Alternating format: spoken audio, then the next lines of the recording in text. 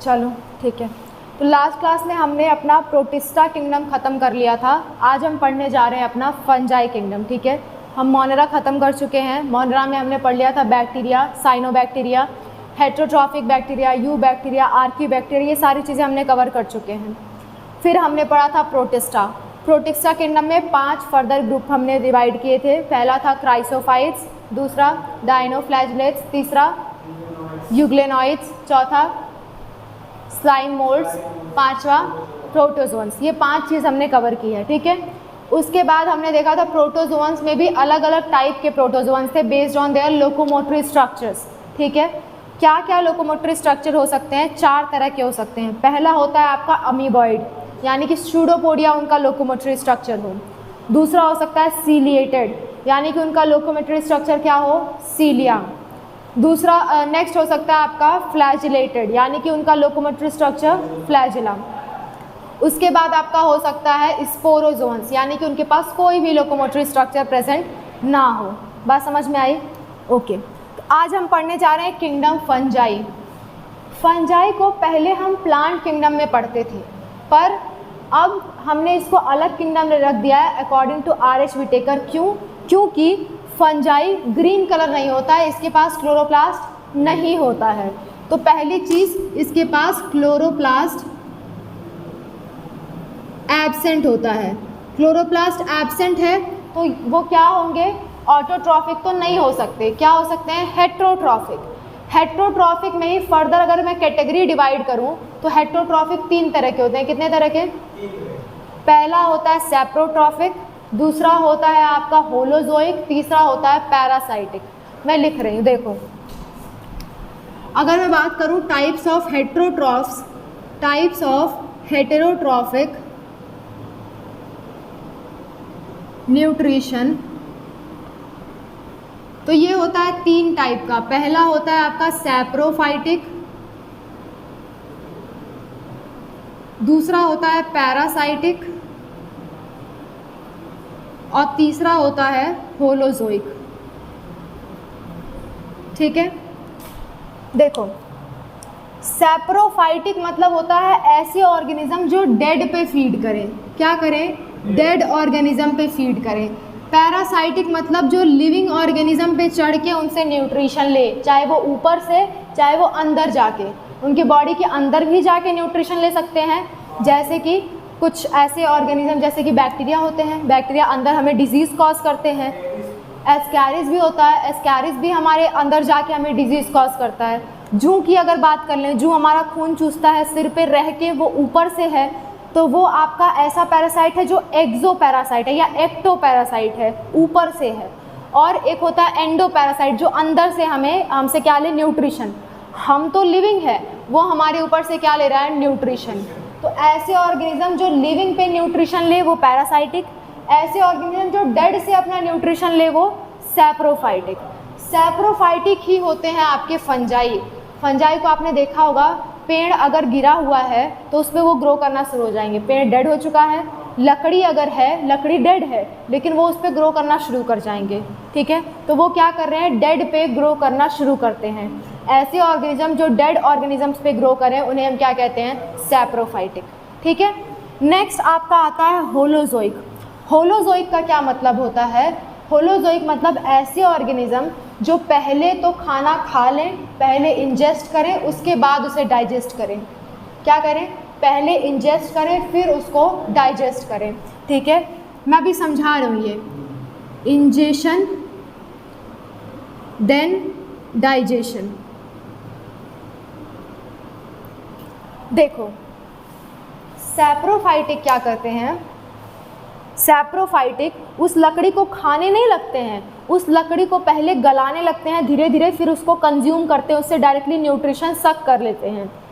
Parasitic भी हमें खा नहीं रहे हैं, हमारे ब्लड को डायरेक्टली सक कर रहे हैं या कुछ भी ऐसा पार्ट डायरेक्टली न्यूट्रिशन सक कर रहे हैं। उनको कुछ उनको कुछ चबाने की ज़रूरत नहीं है, कुछ उनको डाइजेस्ट करने की ज़रूरत नहीं है, वो ऑलरेडी डाइजेस्टेड चीज़ खा रहे हैं।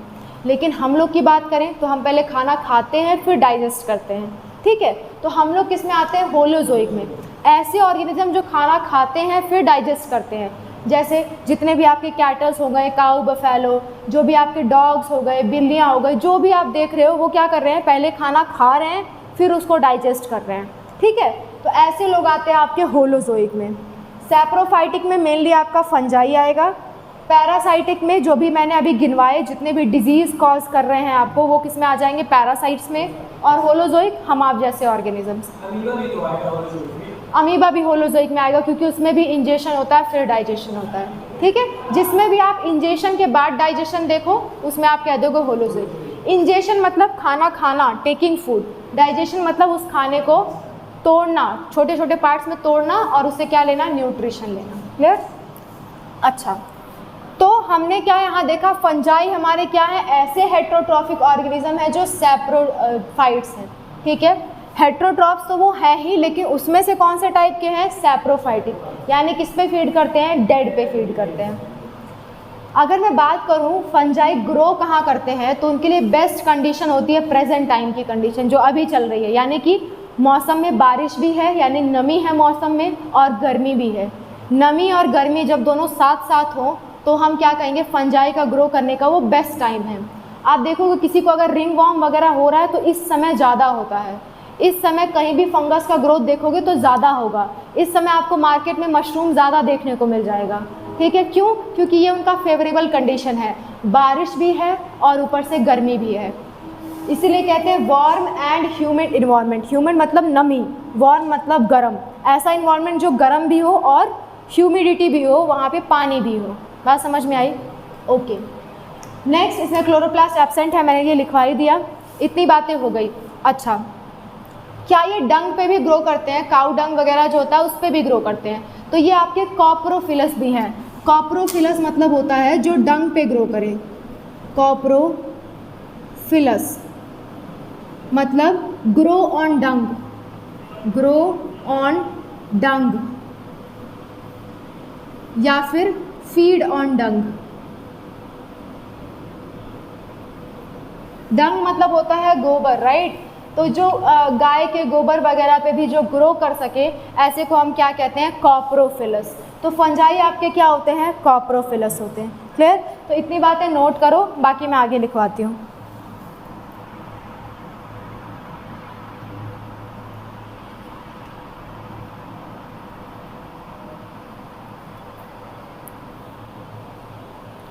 चलो देखो, फंजाई जो होते हैं ना, फंजाई, अगर फंजाई कुछ इस तरह का आपको स्ट्रक्चर देखने को मिल जाता है, राइट। अगर आप इसको ऐसे तोड़ोगे तो आपको देखिएगा कई सारे ये फिलामेंट जैसे स्ट्रक्चर से बना हुआ है, ऐसे लाइन लाइन से स्ट्रक्चर्स होते हैं, है ना। वो लाइन लाइन से जो स्ट्रक्चर है ये फिलामेंटस स्ट्रक्चर कहलाते हैं। क्या कहलाते हैं? Filamentous structures. फिलामेंट मतलब होता है, फिलामेंट वर्ड बहुत कॉमनली यूज़ किया जाता है। फिलामेंट मतलब होता है कोई पतला धागा। फिलामेंट मतलब क्या होता है? कोई पतला सा धागा। फिलामेंट अगर वो फंजाई का फिलामेंट है तो हम उसे कहते हैं हाइफी। क्या कहते हैं? Hyphae. Filament of fungi is known as hyphae. Clear? इसी हाइफी को अगर हम ग्रुप में डाल दें, इकट्ठे बोल दें, तो हम उसे कहेंगे माइसीलियम। क्या कहेंगे? माइसीलियम। माइसीलियम क्या है? ग्रुप ऑफ हाइफी, ग्रुप और network of hyphae, of hyphae. ठीक है। तो आपके फंजाई किससे बने हैं? पतले पतले धागों से, जिन्हें हम कहते हैं हाइफी। हाइफी के नेटवर्क को ही क्या कहा जाता है? माइसीलियम। तो इनकी बॉडी कैसे बनी है? माइसीलियम से बनी हुई है। क्लियर? एक और बात आती है, क्या मैं इतनी चीज़ें मिटा दूँ? Okay.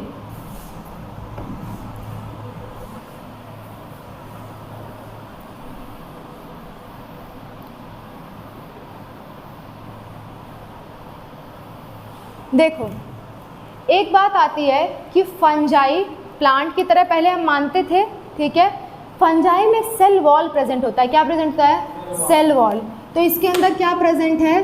Cell wall present. Animals में सेल वॉल होता है? नहीं, लेकिन फंजाई में होगा। प्लांट्स में सेल वॉल किससे बने होते हैं? सेलुलोज से, लेकिन फंजाई में सेलुलोज से नहीं बने होते हैं। फंजाई में बने होते हैं एक सब्सटेंस है जिसे हम कहते हैं काइटिन। क्या कहते हैं? काइटिन। ओके, तो cell wall is made up of chitin. किसका बना होता है ये? काइटिन का बना होता है। क्लियर?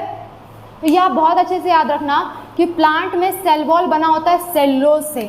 प्लांट की अगर मैं बात करूं तो प्लांट में सेल वॉल बना होता है सेल्यूलोज से। मेनली कई सारे कंपोनेंट होंगे लेकिन मेन कंपोनेंट क्या है? सेल्यूलोज। और फंजाई में सेल वॉल का कंपोनेंट क्या है? काइटिन। फिर अच्छा, इतनी बातें हो गई इसके बारे में। एक और चीज़ होता है काइटिन के साथ साथ आपके एनसीईआरटी में दे रखा है polysaccharide. Polysaccharide chitin and polysaccharide का बना होता है। आप मेनली काइटिन याद रखोगे, काइटिन आपका मोस्ट करेक्ट। ओके, और इन दोनों का कंपोजिशन है तो well and good. Okay, poly मतलब होता है कई सारा, सैकेराइड मतलब होता है शुगर, कई सारे शुगर के मॉलिक्यूल। बात क्लियर है? ओके, एक और बात आती है, क्या होता है कभी कभी जो हाइफी हमने पढ़ा ना, हाइफी मल्टी न्यूक्लिएटेड होता है। कैसा होता है? यानी कि मान लो ये पतला सा फिलामेंट जैसा स्ट्रक्चर है और उसमें कई सारे न्यूक्लियस क्या हैं? प्रेजेंट हैं, और वो अलग अलग नहीं है, वो एक ही में है। बात समझ में आया? उसमें अलग अलग इसको डिवाइड नहीं किया गया है, वो क्या है? एक ही में है। तो ऐसी कंडीशन को हम क्या कहते हैं? Multi nucleated. मल्टी मतलब बहुत सारे और न्यूक्लिएटेड मतलब न्यूक्लियस। Multi nucleated. और ये है क्या? हाइफी, इसलिए कह देंगे हम इसे मल्टी न्यूक्लिएटेड हाइफी। सम क्या? नहीं, सेप्टा। ये जो इसको डिवाइड करता है उसे कहते हैं सेप्टा, लेकिन इसमें सेप्टा नहीं है। बात समझ में आया? तो when septa is not present, when septa is not present,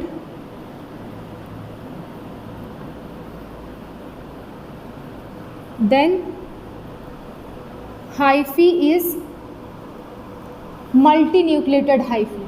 ठीक है, जब सेप्टा नहीं प्रेजेंट होगा तो हाइफी क्या होगा? Multi nucleated. इसी मल्टी न्यूक्लिएटेड कंडीशन को एक नाम दिया जाता है सिनोसाइटिक। Coenocytic condition. जब भी मल्टी न्यूक्लिएटेड वाली स्थिति हो फंजाई में तो हम उसे कहते हैं सिनोसाइटिक। एक और वर्ड आता है आपका सिनसाइटियम। सिनसाइटियम, इसका भी मतलब होता है मल्टी न्यूक्लिएटेड, लेकिन ये टर्म आपका यूज़ होता है ह्यूमन मसल के लिए। ह्यूमन मसल में जब कई सारे न्यूक्लियस प्रेजेंट हो तो हम कहेंगे सिनसाइटियम। फंजाई की अगर बात करें तो मल्टी न्यूक्लिएटेड कंडीशन को हम कहेंगे सिनोसाइटिक कंडीशन। बात समझ में आई? ओके, तो इतनी बातें आपको फंजाई के बारे में याद रखनी है। अब हम क्या पढ़ेंगे? फंजाई का क्लासिफिकेशन। फंजाई को कितने ग्रुप में डिवाइड किया गया है। ओके ओके, तो इसको मैं इरेज कर दूं? ठीक है।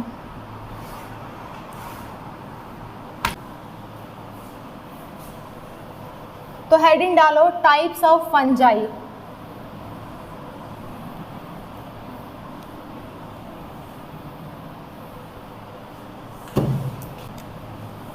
हेडिंग डालो types of fungi.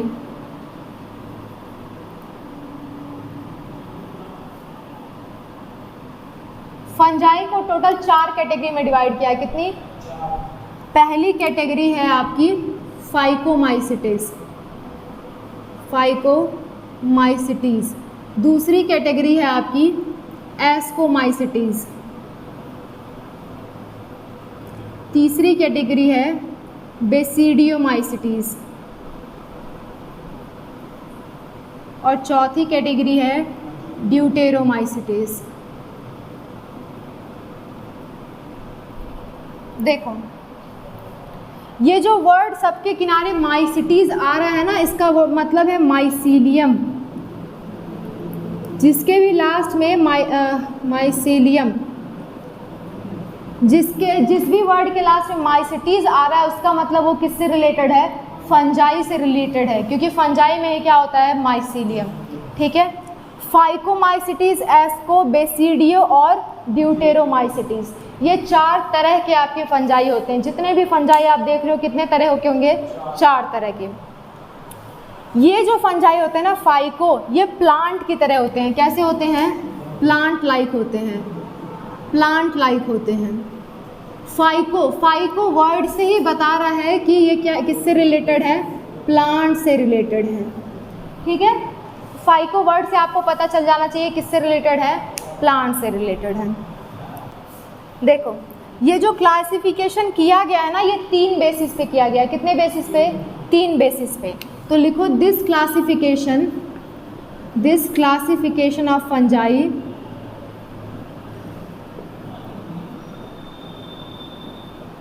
Is done on 3 basis. 3 चीज़ों के बेस पे किया गया है, 3 बेसिस। पहला है मॉर्फोलॉजी ऑफ माइसीलियम,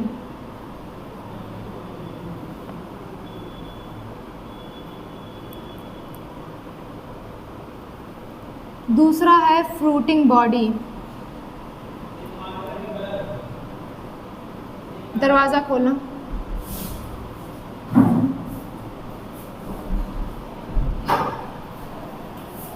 दूसरा कलर रेड वाला ही मार्क कर दो, ये वाला दो, वाइट कैप वाला। तीसरा है आपका मोड ऑफ स्पोर फॉर्मेशन।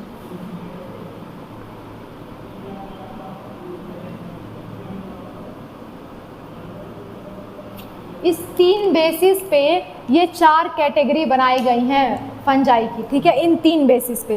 पहला बेसिस है कि माइसीलियम की मॉर्फोलॉजी कैसी है, कि माइसीलियम दिखता कैसा है। माइसीलियम सेप्टेट है या ए सेप्टेट है?